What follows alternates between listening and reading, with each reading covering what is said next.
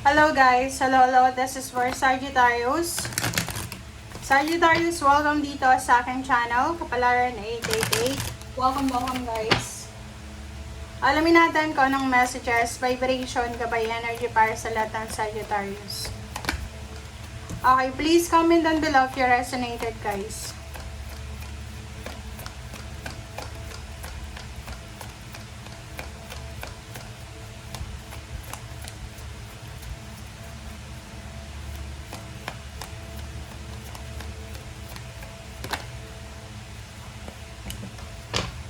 Okay, Sagittarius. Sagittarius, there's a distant horizons, 36-9, and sudden wealth.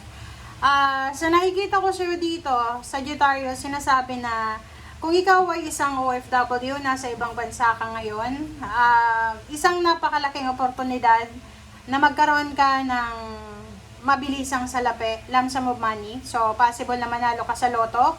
Nasang bansa ka ba? So, makipagsapalaran ka. Tumaya ka sa loto kasi sabi dito possible ka na swertehin sa mga games, sa mga winnings, parang ganang chance games ng ganyan.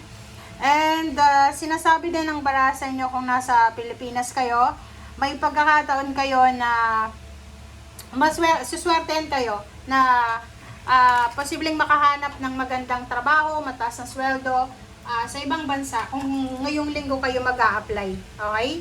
So, sinasabi ng baraha din, kung isa kang magulang or anak na nasa Pilipinas, possible na makatanggap ka ng malaking halagang pera galing sa ibang bansa or galing sa malayong lugar sa linggong ito. Congratulations, guys!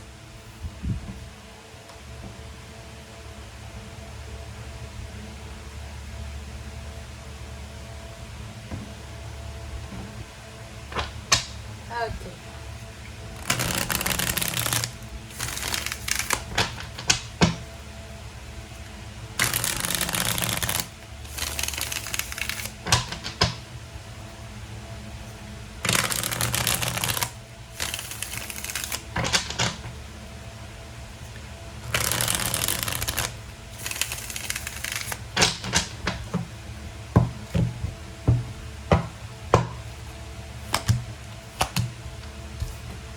Okay, Ace of Cups and Five of Pentacles. Ace of Cups and Five of Pentacles. Sinasabi ng baraso dito, Sagittarius, na siguro may mga iba sa inyo dyan na nakaranas kayo ng financial problems for like 5 months ago. Sabihin na natin, kailan ba? February or 5 months ago. Sa nakikita ko sa'yo dito, sinasabi ng barahan na sa linggong ito, there's a realization. May realization kayo dito, Sagittarius, na kahit may mga pinagdaanan kayong hindi maganda, financial problems, sinasabi ng barahan sa inyo dito na masaya pa rin ang buhay. 'Di ba? Nakasurvive pa rin, nakaraos pa rin sa pang-araw-araw. Okay. Sinasabi ng baraha sa'yo dito na kung gusto mo daw, Sagittarius, na maging masaya, kung gusto mong maging masaya, mahanap mo yung fulfillment, yung achievements na gusto mo, kailangan mo daw magdesisyon as soon as possible. Ganun naman talaga eh. Decision making ang kailangan natin kung gusto nating maging masaya. Isang individual na posibleng nakatulong sa'yo, Sagittarius, sa past mo, ang posibleng makakatulong ulit sa'yo sa ngayon. So, I don't know, parents mo ba yan, siblings, or someone na nakatulong sa'yo dati. Okay? So, kung sino man yan, sinasabi ng barahan na makakatulong ulit siya sa mga problema mo.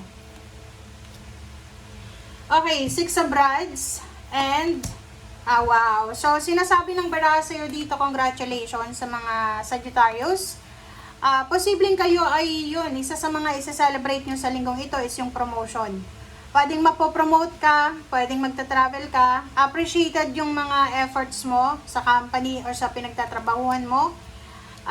Sinasabi ng baraha sa'yo na maraming magkakagusto sa'yo na kunin ka as an empleyado. Sa nakikita ko sa'yo dito, hindi lang ngayon masaya ang buhay mo sa usaping pera at sa relationship, pati sa future. Kumbaga, sinasabi ng baraha sa'yo na ituloy mo lang, ipagpatuloy mo lang kung anong ginagawa mo sa ngayon, kasi may nag-aantay sa'yo sa future na happiness, success, parang ganun. May paparating, this is a confirmation na may paparating na malaking halagang pera sa'yo. Okay? From someone na yun, pwedeng appreciated kung ano yung ginagawa mo. Okay, Queen of Cups, nakikita ko sa'yo dito na kung may business kayo, business collaboration, maganda yung takbo ng business, magiging sobrang maayos, peaceful siya. Sa nakikita ko sa'yo, kung plano mong mag-launch ng business, mag-invest, or pwedeng magpakasal, magiging kalmado yung outcome niyan. Okay? Sa iba naman, kung kayo ay gusto nyong pumunta ng ibang bansa, or kung gusto nyong mag-travel, kung gusto nyong makipag-collaborate, sinasabi ng baraha sa inyo dito na marami kayong pwedeng pagpilian sa ngayon. Okay? Several choices and options, katulad ng Aries and Leo. So, sinasabi sa inyo dito, Sagittarius, na you will be powerful, hindi lang sa ngayon, emotionally and financially, kundi sa future. Basta ipagpapatuloy mo lang kung anong ginagawa mo sa ngayon. Yung sobra-sobrang sipag.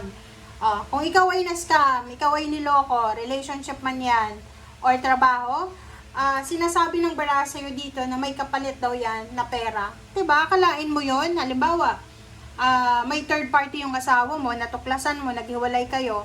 Ang revenge daw sa'yo ng universe na makukuha mo is magkakaroon ka ng maraming pera sa future. Akalain mo yun, tingnan mo.